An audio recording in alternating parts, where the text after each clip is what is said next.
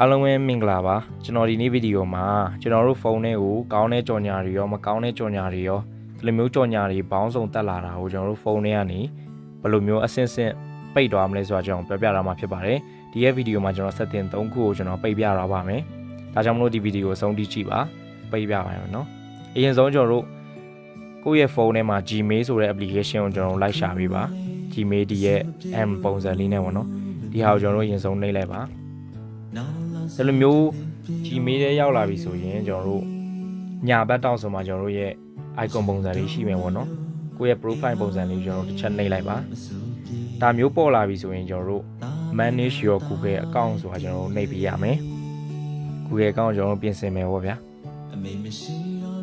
Okay ဒါဆိုရင်ဒါမျိုးပေါ်လာပြီပေါ့နော်ဒါမျိုးပေါ်လာပြီဆိုရင်ကျွန်တော်တို့ညာဘက်တောက်ဆိုမှ man blue ပုံစံလေးနဲ့ဒီရဲ့ search icon ပုံစံလေးကိုကျွန်တော်တို့နှိပ်လိုက်ပါမယ်ဒါဆိုရင်ကျွန်တော်တို့ Google နဲ့ပတ်သက်တဲ့ setting တွေအကုန်လုံးကြာလာပါပြီ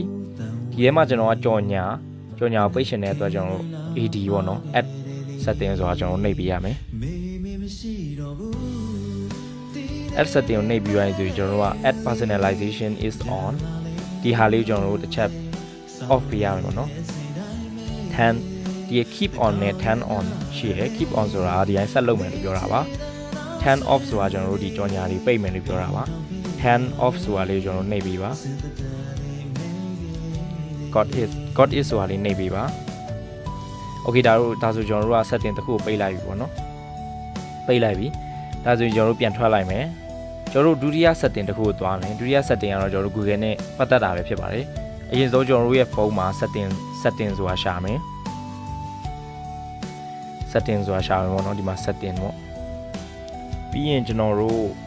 ဒီရဲ့အောက်ဆုံးဆွဲချလိုက်ပါအောက်ဆုံးဆွဲချလိုက်မယ်ပြီးကျွန်တော်ဒီမှာ Google ပုံစံလေးနဲ့ပေါ့နော်သူက Google service လို့ရေးထားတယ်ဒီဟာကိုကျွန်တော်တစ်ချက်လောက်နှိပ်ပေးပါဒီလိုမျိုးနှိပ်ပြီးဆိုတာနဲ့ကျွန်တော်တို့ကြော်ညာဆိုတာ ADS လို့ခေါ်ပါတယ်ဒီ ADS ကိုကျွန်တော်တစ်ချက်နှိပ်ပေးပါနှိပ်ပြီးဆိုတာနဲ့ကျွန်တော်တို့ဒီရဲ့ reset advertising ID ဆိုတာနှိပ်ပေးရမယ်ပြီးကျွန်တော်တို့ confirm ပေးပါ confirm ပေးပါဒါဆိုရင်ကျွန်တော်တို့ setting နှစ်ခုလုပ်ပြီးကြပြီပေါ့နော်ဒါဆိုရင်ကျွန်တော်တို့ setting 3ခုမြောက်ကိုသွားမယ် setting 3ခုမြောက်ကကျွန်တော်တို့အခြားမဟုတ်ပါဘူးကျွန်တော်တို့ရဲ့ Chrome browser လေးကိုသွားပါမယ်ကျွန်တော်တို့ browser တော်တော်များများဖုန်းရဲ့ notification တွေကကျွန်တော်တို့ Chrome browser လာတာဖြစ်ပါတယ်ဒါကြောင့်မို့ကျွန်တော်တို့ Chrome browser တွေက setting ကိုကျွန်တော်တို့သပိတ်မယ် Okay ဒါမျိုးပေါ်လာပြီဆိုရင်တော့ကျွန်တော်တို့အရင်ဆုံးအပေါ်ဆုံးညာဘက်တောင်းဆိုမှကျွန်တော်တို့ asset 3 set ကိုတွေ့ရပါလိမ့်မယ်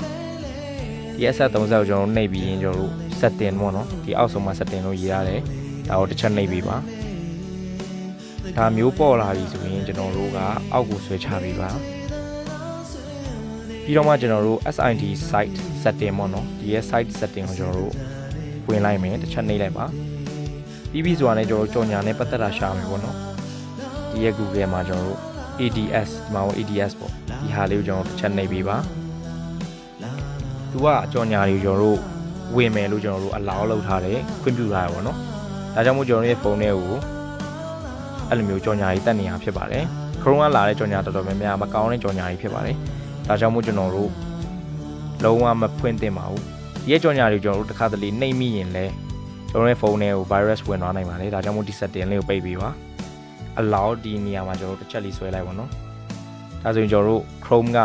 ကြော်ညာတက်တာကိုကျွန်တော်တို့ပိတ်ပြီးရပါပြီဒါဆိုရင်ကျွန်တော်ဒီနေ့ဒီ setting 3ခုကိုပြောပြပေးတော့တာဖြစ်ပါတယ်